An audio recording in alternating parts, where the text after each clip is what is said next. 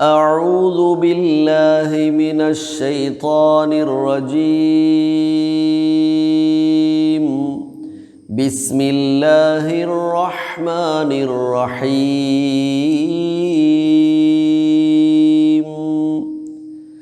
حافظوا على الصلوات والصلاة الوسطى وقوموا لله قانتين فإن خفتم فرجالا أو ركبانا فإذا أمنتم فاذكروا الله كما علمكم ما لم تكونوا تعلمون والذين يتوفون منكم ويذرون أزواجا وصية لأزواجهم متاعا إلى الحول غير إخراج فإن خرجن فلا جناح عليكم فيما فعلن في أنفسهن من معروف والله عزيز حكيم وللمطلقات متاع بالمعروف حقا على المتقين كذلك يبين الله لكم آياته لعلكم تعقلون 238 നോക്കൂ, അവിടെ ഒരു കാര്യം പഠിക്കാനുണ്ട്. മുമ്പ് ഞാൻ സൂചിപ്പിച്ചതാണെങ്കിലും 2 പ്രാവശ്യം ഒരേ പദം ആവർത്തിക്കുന്നുണ്ട്. പക്ഷെ ചെറിയ ഒരു വ്യത്യാസം പാരായണത്തിലുണ്ട്. അത് കാണാം. ഹാഫിളു, അത് ഞാനത് പറയാം. ഹാഫിളു, ഹാ, അതിൻ്റെ കൂടെ ഒരു കുഞ്ഞലിഫ് ഹാ, പിന്നെ ഫ കസ്റ ഹാഫി, പിന്നെ വാ ദമ്മ വാവ് മദ് വൂ ഹാഫിളു, ഒരു അലിഫ് സിഫ്റുണ്ട്, 0 കൊടുത്ത അലിഫ്, അത് വെറുതെ ഉള്ളതാണ്. അതിന് പ്രത്യേകിച്ച് റോളൊന്നുമില്ല എന്ന് മനസ്സിലാക്കിയാൽ മതി. എഴുത്തിൽ അങ്ങനെ അവിടെ ഉണ്ടാകും. ഹാഫിളു അലസ്സലവാതി, അലസ്സലവാതി. അടുത്തത് വസ്സലാത്തി. പക്ഷെ രണ്ടും എഴുതിയത് ഏറെക്കുറെ ഒരുപോലെ തന്നെ തോന്നുന്നു. താഇൻ്റെ വ്യത്യാസമാണ് കാണുന്നത്, അല്ലേ? താഇൻ്റെ വ്യത്യാസമാണ് കാണുന്നത്. ഏതായാലും ഒന്ന് ബഹുവചനാണ്, ഒന്ന് ഏകവചനാണ്. സ്വലവാത്ത് എന്നത് ബഹുവചനം ജംആണ്, സ്വലാത്ത് എന്നത് ഏകവചനവുമാണ്. പക്ഷേ എഴുത്തിൽ താഇൻ്റെതല്ലാതെ വലിയ വ്യത്യാസമൊന്നുമില്ല, അല്ലേ? നോക്കൂ, സ്വലവാത്തി എന്നാണ് ആദ്യത്തേത്. കാരണം അവിടെ ലാമിൻ്റെ മുകളിൽ ഫത്ഹുണ്ട്, വാവിന് മുകളിലും ഫത്ഹുണ്ട്, പിന്നെ അലിഫ് ദീർഘവും കൊടുത്തിട്ടുണ്ട്. നോർമലി വളരെ ഈസി, സ്വലവാത്തി. പക്ഷെ അടുത്തതും സ്വലാത്തി എന്നുള്ളിടത്ത് അലിഫല്ല കൊടുത്തത്, വാവാ കൊടുത്തത്. അപ്പോൾ ചിലരൊക്കെ അറിയാതെ വസ്വലവാത്തി എന്ന് വായിക്കാറുണ്ട്. വസ്വലവാത്തി, വസ്വലവാത്തി എന്ന് വായിക്കരുത്. ഈ വാവിന് മുകളിലുള്ള അലിഫ് എന്തിനാണെന്നറിയോ? വാവ് അലിഫാണ് എന്നറിയിക്കാൻ വേണ്ടിയിട്ടാണ്. അല്ലാതെ വാവിന് പിന്നെ അലിഫിൻ്റെ ദീർഘം കൊടുക്കണം വാ എന്ന് പറയാനാണെങ്കിൽ ഹാഫിളു എന്ന് പറഞ്ഞതുപോലെ ഹാഇൻ്റെ മുകളിൽ ഫത്ഹ കൊടുത്ത പോലെ വാവിന് മുകളിൽ കൊടുക്കും. സ്വലവാത്തി എന്ന് തൊട്ട് മുമ്പിൽ പറഞ്ഞതുപോലെ വാവിനും ഫത്ഹ കൊടുക്കും, എങ്കിലേ ഇതും സ്വലവാത്തി ആകുള്ളൂ. അപ്പോൾ താ മാറുകയും ചെയ്യും കേട്ടോ. ശരി, അപ്പോൾ ഇത് വസ്വലാത്തി എന്നാണ്. ഈ വാവ് അലിഫിൻ്റെ ധർമ്മമാണ് സ്വീകരിച്ചിട്ടുള്ളത്. വസ്വലാത്തി എന്ന രണ്ടാമത്തെ സ്വലാത്തില്ലേ, അതിലെ വാവ് വാവല്ല, അലിഫാണ്. അതിൻ്റെ റോൾ അലിഫിൻ്റേതാണ്. ആക്ട് ചെയ്യുന്നത് അലിഫിൻ്റെ ആക്ഷനാണ് അവിടെ ഉണ്ടാകുന്നത്. ഓക്കെ, ഹാഫിളു അലസ്സലവാതി വസ്സലാത്തിൽ വുസ്ത. വായിക്കുമ്പോൾ വുസ്ത, ത ആണ്. വുസ്താ. വഖൂമു ലില്ലാഹി. ലില്ലാഹി. ഇനി അതും ഒന്ന് ശ്രദ്ധിച്ചു നോക്കൂ. നിങ്ങൾ പലപ്പോഴും ആരും ശ്രദ്ധിക്കാത്തൊരു കാര്യമാണ്. ലില്ലാഹി എന്നും അല്ലാഹു എന്നും ഒക്കെ എഴുതുമ്പോൾ അവിടെ ലാമിന് അതായത് ലാ എന്നിടത്ത് നമ്മൾ ദീർഘം കൊടുക്കാറുണ്ട്. പക്ഷേ എഴുത്തിലുണ്ടോ? ഇല്ല. ഇതിങ്ങനെയാണ് ഖുർആൻ എഴുതി പോകുന്നത് എന്ന് മാത്രം. അതങ്ങനെ തന്നെ എഴുതുന്നു. ഉച്ചാരണത്തിൽ ദീർഘമുണ്ട് കേട്ടോ. ലില്ലഹി എന്നല്ല വായിക്കുക, ലില്ലാഹി എന്നാണ്. ഖാനിതീന. ഖാ അതിൻ്റെ അലിഫും കുഞ്ഞലിഫാണ് കൊടുത്തിട്ടുള്ളത്. ഖാ ഹെവി ലെറ്ററാണ് ഖാഫ്. ഖാനിതീന. ഖാ എന്ന് പറയാതെ ഖാനിതീന എന്ന് പറയണം. ഓക്കെ, ഓതിത്തരാം. ഹാഫിളു അലസ്സലവാതി.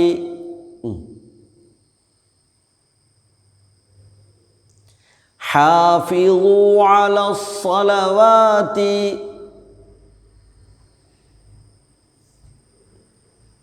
വസ്സലാത്തിൽ വുസ്താ.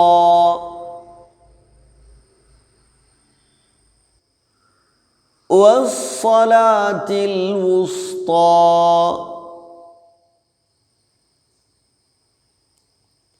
حافظوا على الصلوات والصلاة الوسطى.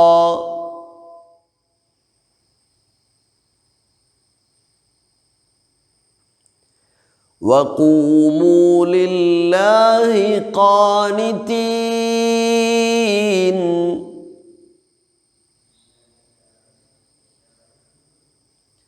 وقوموا لله قانتين.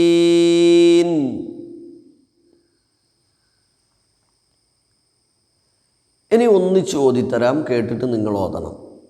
ഹാഫിളു അലസ്സലവാതി വസ്സലാത്തിൽ വുസ്താ വഖൂമു ലില്ലാഹി ഖാനിതീൻ.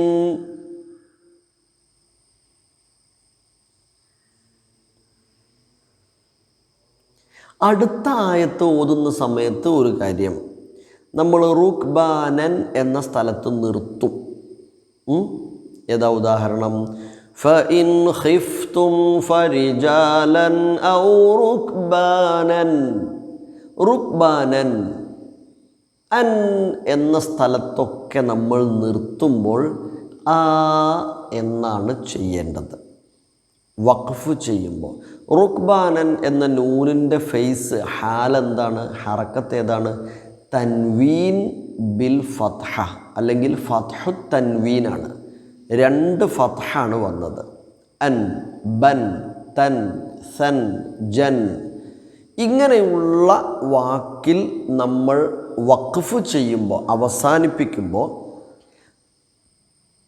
തൻവീൻ അങ്ങ് എടുത്തു കളയും. അഥവാ 2 ഹർക്കത്ത് വരൂലേ, ഹർക്കത്ത് ഇരട്ടിയാക്കില്ലേ, അതങ്ങ് എടുത്തിട്ട് 1 മാത്രം അവിടെ വെക്കും.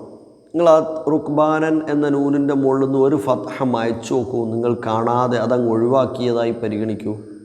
അപ്പം ബാക്കിയുള്ള ഒരു ഫത്ഹും പിന്നെ അലിഫ് മദ്ദുമാണുള്ളത്. അങ്ങനെയാണ് നിർത്തുക. നൻ എന്നത് ന എന്ന് നിർത്തണം. നമുക്കൊക്കെ പരിചയമുള്ള ഫസബ്ബിഹ് ബിസ്മി റബ്ബിക വസ്തഗ്ഫിറുഹു ഇന്നഹു കാന തവ്വാബ അല്ലേ? അങ്ങനെയല്ലേ നിർത്തിയത്? അതേതാ ശരിക്കും ആയത്ത്? തവ്വാബൻ എന്നാണ്. അങ്ങനെ നിർത്തുമ്പോൾ സാധാരണ ദീർഘമാണ്. ആ മദ്ദിൻ്റെ പേരാണ് മദ്ദുൽ ഐവദ്. മദ്ദുൽ ഐവദ്. ഓക്കെ. فإن خفتم فرجالا أو ركبانا فإذا أمنتم فاذكروا الله كما علمكم ما لم تكونوا تعلمون. ഓക്കെ, ഇൻഷാ അല്ലാഹ് ഈ 1-ാമത്തെ വചനത്തെക്കുറിച്ച് നമുക്ക് സംസാരിക്കാം അടുത്ത സമയം. അല്ലാഹു അനുഗ്രഹിക്കട്ടെ. ഊസീക്കും ബിദ്ദുആ. ബാറക്കല്ലാഹു ലനാ വലക്കും ബിൽ ഖുർആനിൽ കരീം. ഇലൽ ലിഖാ. അസ്സലാമു അലൈക്കും വറഹ്മത്തുള്ളാഹി.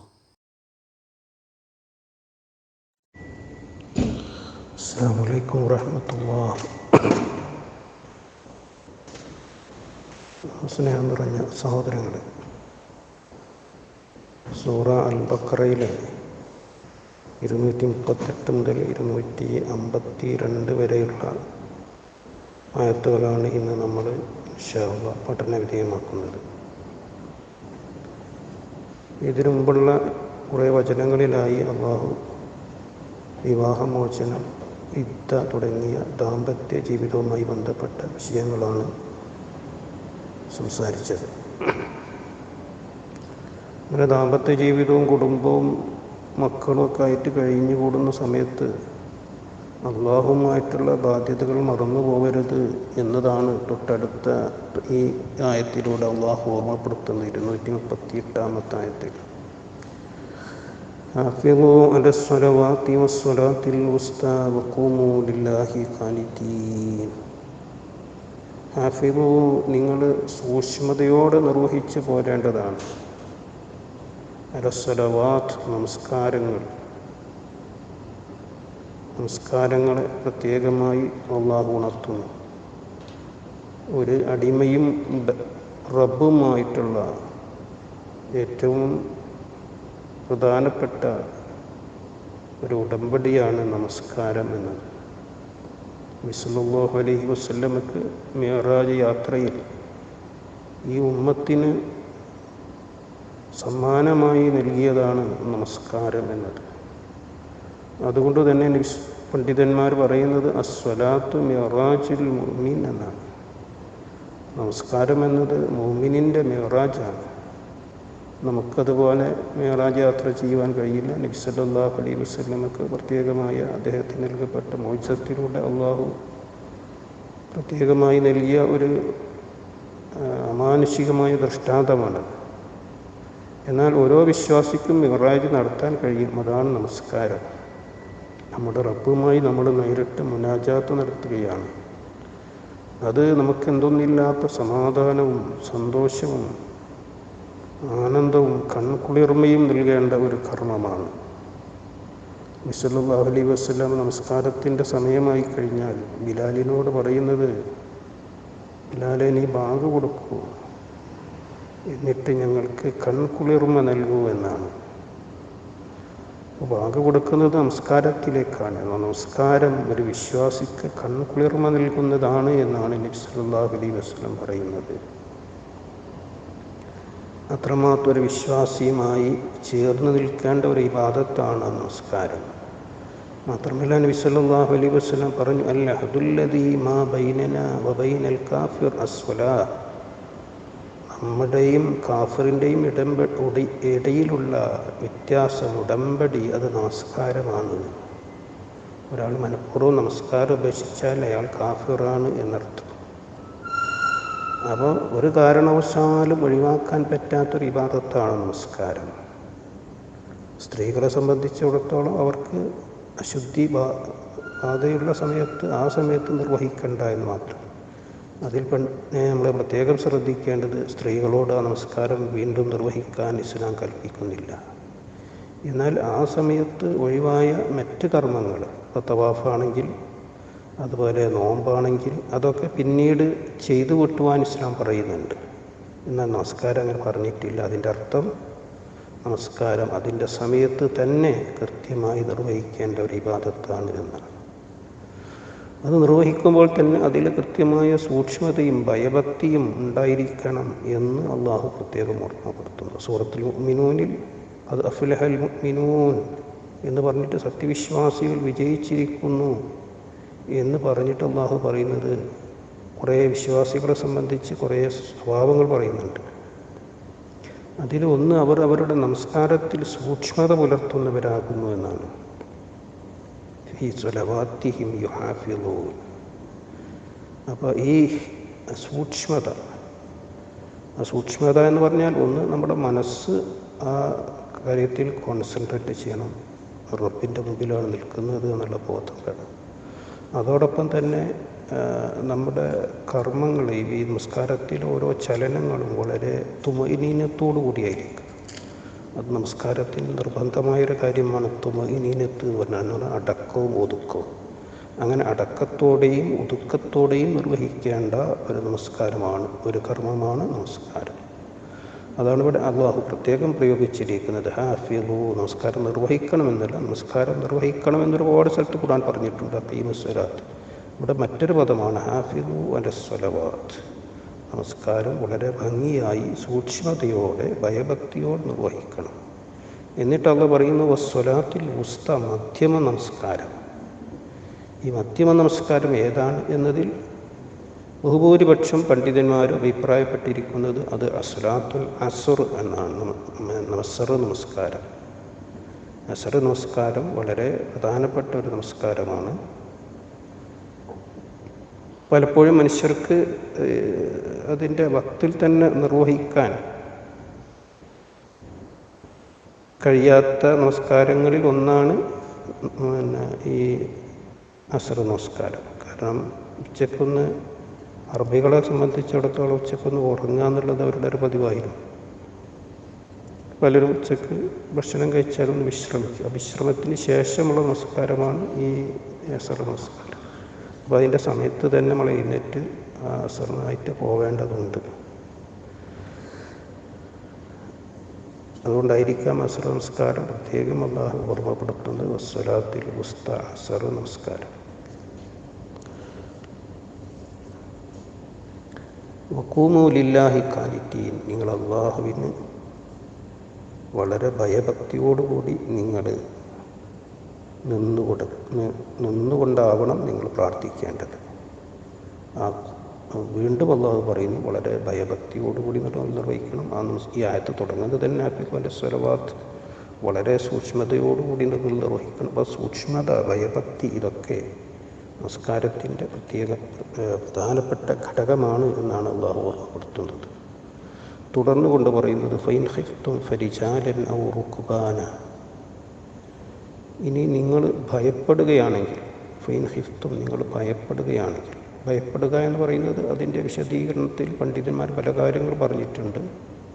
ഒന്നിപ്പോൾ നമ്മൾ യുദ്ധം നടക്കുകയാണ്, അപ്പോൾ നമ്മൾ ശത്രുവിനെ ഭയപ്പെടുകയാണ്, അല്ലെങ്കിൽ നമ്മൾ അങ്ങനെയുള്ളൊരു വഴിയിലൂടെയാണ് നമ്മൾ പോകുന്നത്.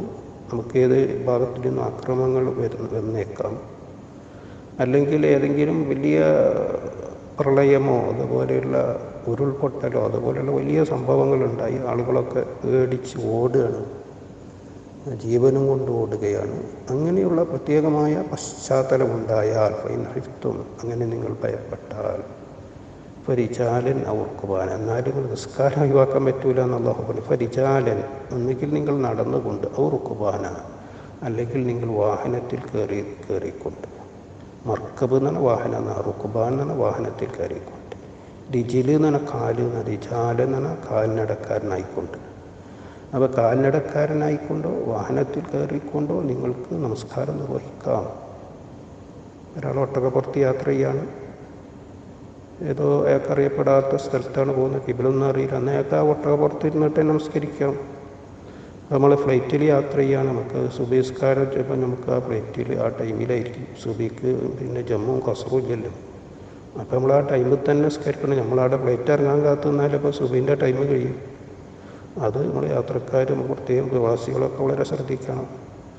അപ്പോൾ ഇത് അമിൻതും, അപ്പോൾ ഒരു കാരണവശാലും നിസ്കാരം ഒഴിവാക്കാൻ പറ്റില്ല.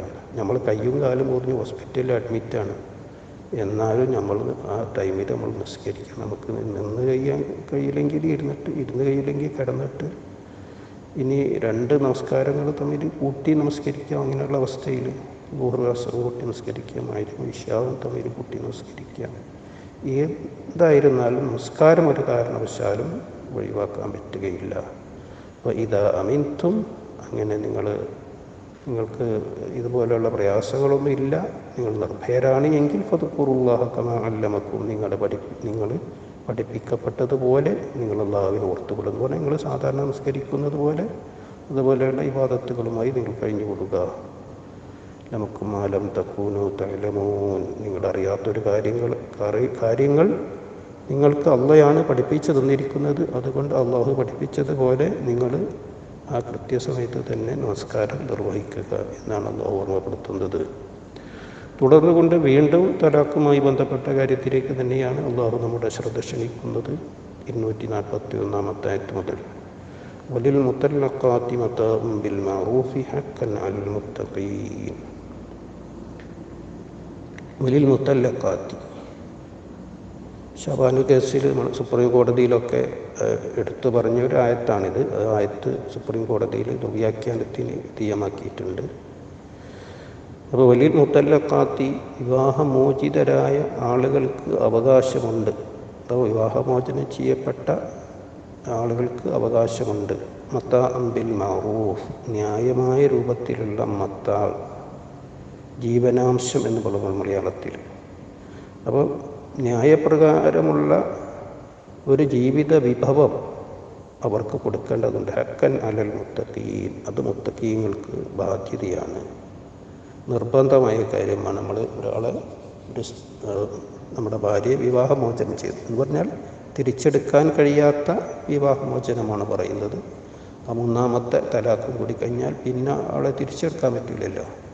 ആ സമയത്ത് അവൾക്ക് മത്താവ് കൊടുക്കണം. അത് ഓരോരുത്തരുടെയും സാമ്പത്തിക സ്ഥിതി അനുസരിച്ച് ഒരു നല്ല ഒരു സംഖ്യ അവൾക്ക് മത്താവ് കൊടുക്കേണ്ടതുണ്ട്, ജീവിത വിഭവമായി കൊടുക്കേണ്ടതുണ്ട് എന്നാണ് അല്ലാഹു ഓർമ്മപ്പെടുത്തുന്നത്. അത് അവളുടെ ജീവിതാവസാനം വരെ കൊടുക്കണം എന്നൊന്നും ഇവിടെ ഖുർആൻ പറഞ്ഞിട്ടില്ല. പക്ഷേ ഒരു ന്യായമായ ഒരു നല്ലൊരു സംഖ്യ അത് കൊടുക്കണം എന്ന് തന്നെയാണ് ഈ ആയത്തിലൂടെ നമ്മൾ മനസ്സിലാക്കുന്നത്. കദാലിക യുബയ്യിനുല്ലാഹു ലക്കും ആയാതിഹി ലഅല്ലക്കും തഅഖിലൂൻ. അപ്രകാരം അള്ളാഹു നിങ്ങൾക്ക് അവൻ്റെ വചനങ്ങൾ നിങ്ങൾക്ക് വിശദീകരിച്ചു തരുന്നു. ലഅല്ലക്കും തഅഖിലൂൻ, നിങ്ങൾ ചിന്തിച്ച് മനസ്സിലാക്കാൻ വേണ്ടി എന്നാണ് ഇവിടെ അള്ളാഹു ഓർമ്മപ്പെടുത്തുന്നത്. അല്ലാഹു സുബ്ഹാനഹു വ തആല അവൻ്റെ നിയമനിർദ്ദേശങ്ങളനുസരിച്ച് ജീവിക്കുന്ന സത്യവിശ്വാസികളിൽ അള്ളാഹു നമ്മയെല്ലാം ഓർപ്പെടുത്തി അനുഗ്രഹിക്കുമാറാവട്ടെ. വാഖിറു ദഅ്വാനാ അൽഹംദുലില്ലാഹി റബ്ബിൽ ആലമീൻ. അസ്സലാമു അലൈക്കും വറഹ്മത്തുള്ളാഹി.